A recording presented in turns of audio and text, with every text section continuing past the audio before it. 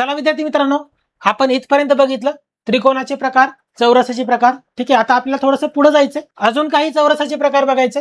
ठीक आहे, अजून काही चौरसाचे प्रकार. आता जर मी डायग्राम विद्यार्थी मित्रांनो थोडीशी चेंज करतो. मी आता काय करतो बघा विद्यार्थी मित्रांनो, डायग्राम थोडीशी चेंज करतो मी. आता मी डायग्राम काढताना कशी काढतोय बघा विद्यार्थी मित्रांनो. आता इथं मला चौरस आणि चौकोन दोन्ही शोधायचे. चौरस त्याचबरोबर चौकोन. तुम्हाला परीक्षेमध्ये कोणत्याही प्रकारचा प्रश्न विचारला जाईल तर याची ट्रिक काय बघा विद्यार्थी मित्रांनो, मोजत बसायचं नाहीये. याची शॉर्ट ट्रिक काय बघा, समजून घ्या. नंबर्स द्यायचे 1 2 3 असे नंबर दिले. इथं पण 1 2 3 असे नंबर्स दिले. त्यानंतर काय करायचं बघा विद्यार्थी मित्रांनो, 3 गुणिले 3 करायचं. 3 त्रिक 9, इथं लिहिलं मी 9. अधिक 2 गुणिले 2 करायचं. 2 दुनी 4, इथं लिहिलं मी. आणि अधिक हे 1, म्हणजे किती झालं बघा, 9 आणि 1 10, 10 आणि 4 14.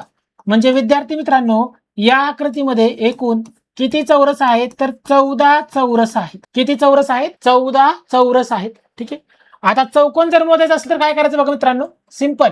आता काय करायचं, 3 अधिक 2 5, 5 आणि 1 6 इथं लिहायचं. इथं बघा 3 अधिक 2 5, 5 आणि 1 6 इथं लिहायचं. आणि या 6 आणि 6चा गुणाकार करायचा. मग 6 गुणिले 6 काय येतं विद्यार्थी मित्रांनो, तर येतं 36. म्हणजे या आकृतीमध्ये एकूण चौकोन किती आहेत तर 36 चौकोन आहेत. चौरस आहेत 14 आणि चौकोन आहेत 36. कारण चौकोन म्हणजे फक्त 4 कोणांचा समूह असतो, बरोबर ना. म्हणजे बघा चौकोन कन्सिडर करताना मी हा पण कन्सिडर करणार आणि हा पण एक चौकोनच झाला, पण हा चौरस नाही होत, म्हणून चौरसची संख्या कमी असते, चौकोनाची संख्या जास्त असते. ठीक आहे, लिहून घ्या, व्यवस्थित लिहून घ्या विद्यार्थी मित्रांनो.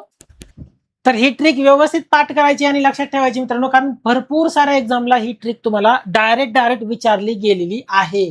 तर चला विद्यार्थी मित्रांनो आपण थोडंसं पुढे जाऊया. चला या आकृतीमधील चौरस मोजायचे विद्यार्थी मित्रांनो. चला किती जणांना उत्तर काढता येतं बघूया आपण. चौरस मोजणे दिलेल्या आकृतीमधील आपल्या विद्यार्थी मित्रांनो चौरस मोजायचे आहे. चला आता विद्यार्थी मित्रांनो कशा प्रकारे प्रश्न सोडवायचा बघून घेऊ आपण. कशा प्रकारे सोडवायचा बघा, इथे नंबर्स द्यायचे 1 2 3 आणि 4. परत 1 2 3 4 5 आणि 6 हे नंबर्स दिले. आता मला चौरस सांगितले विद्यार्थी मित्रांनो, मला चौरस मोजायचे आहे. तर ते कसे मोजायचे बघून घेऊ आपण. 6 गुणिले 4 करा विद्यार्थी मित्रांनो. पहिल्यांदा 6 गुणिले 4 येतं 24, ते इथं लिहा. परत 5 गुणिले 3 करा विद्यार्थी मित्रांनो. 5 गुणिले 3 केलं तर येतं 15. त्याचबरोबर 4 गुणिले 2 करा. 4 गुणिले 2 4 2 8 येतं. त्याचबरोबर 3 गुणिले 1 करा विद्यार्थी मित्रांनो. 3 गुणिले 1 केला असता 3 येतं. आणि उरलेलं 2 आहेत असं लिहायचं, त्यात काही चेंज करायचं नाहीये.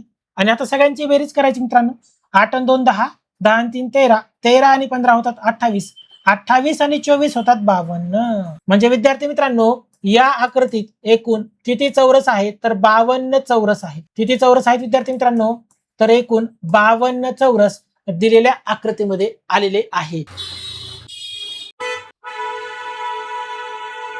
चला विद्यार्थी मित्रांनो थोडंसं पुढे जाऊया. दिलेल्या आकृतीमध्ये चौकोन आणि चौरस दोन्ही गोष्टी आपल्याला मोजायच्या. इथे आपला चौकोन आणि चौरस दोन्ही मोजायचे. तर सेम ट्रिक वापरायची, तुम्हाला काही वेगळं करायचं नाही. नंबर्स द्या 1 2 3, इथं पण द्या 1 2 3. ठीक आहे, चला पहिल्यांदा चौरस मोजा. चौरस ठीक आहे, 3 गुणिले 3 करा पहिल्यांदा. 3 गुणिले 3 काय येतं, 3 त्रिक 9 येतं, इथं लिहा 9. परत 2 गुणिले 2 करा विद्यार्थी मित्रांनो. 2 गुणिले 2 काय येतं 4, आणि उरलेलं फक्त 1 इथं लिहा. किती येतं बघा 14. म्हणजे चौरस आहेत 14. ठीक आहे, आता चौकोन मोजा विद्यार्थी मित्रांनो. चौकोन चौकोन किती येतील बघा. आता चौकोनाला काय सांगितलं मी, यांची बेरीज करायची. 3 आणि 2 5, 5 आणि 1 6 ते इथे लिहायचं. आणि इथं पण बेरीज करायची. 3 आणि 2 5, 5 आणि 1 6 इथे लिहायचं. आणि 6चा गुणाकार 6 सोबत करायचा. म्हणजे काय येईल बघा, 6 गुणिले 6 बरोबर 36. म्हणजे चौकोन आले 36, चौरस आले 14. सेम घेतलं होतं आपण एक्झाम्पल. चला विद्यार्थी मित्रांनो थोडंसं पुढे जाऊया. दिलेल्या आकृतीमध्ये एकूण किती घन. ठीक आहे, याचा अजून थोडेसे 1-2 एक्झाम्पल घेऊ आपण, थोडीशी प्रॅक्टिस होईल तुमची. चला इथे मी डायग्राम काढतो विद्यार्थी मित्रांनो. आता मात्र व्यवस्थित प्रश्न सोडवायचा आहे. थोडीशी ऑड डायग्राम काढतोय मी. चला दिलेल्या आकृतीमध्ये चौरस मोजून दाखवा विद्यार्थी. चौरस दिलेल्या आकृतीमध्ये एकूण किती चौरस आहेत मोजून दाखवणे. दिलेल्या आकृतीमध्ये एकूण किती चौरस आहेत. तर चला विद्यार्थी मित्रांनो उत्तर काढायचा प्रयत्न करू. बघा नंबर द्या 1 2 3 4 5. 1 2 3 4. ठीक आहे, गुणाकार करायचं. 5 गुणिले 4 करा पहिल्यांदा.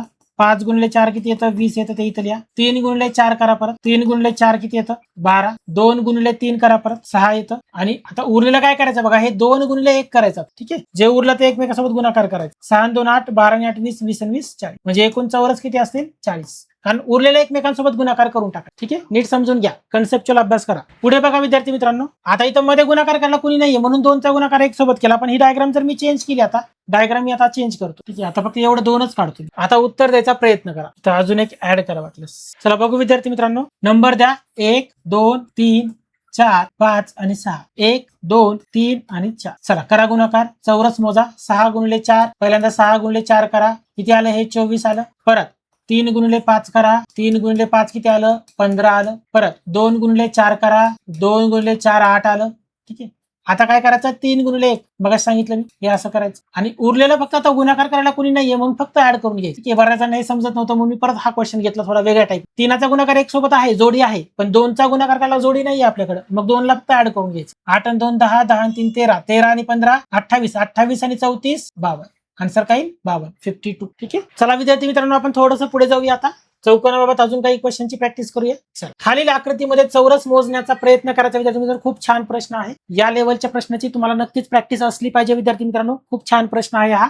तर बघा विद्यार्थी मित्रांनो, कशा प्रकारे सोडवायचा आहे हा प्रश्न. हे बघा, इथं 1 अधिकचं चिन्ह आहे. लक्षात घ्या, नीट समजून घ्या व्यवस्थित प्रॉपरली. इथं हे 1 अधिकचं चिन्ह आहे. इथं हे 5 घ्यायचे. ठीक आहे, परत हे दुसरं अधिकचं चिन्ह, इथं हे 5 घ्यायचे. सेम इथं हे 5, इथं वरच्या याचे 5.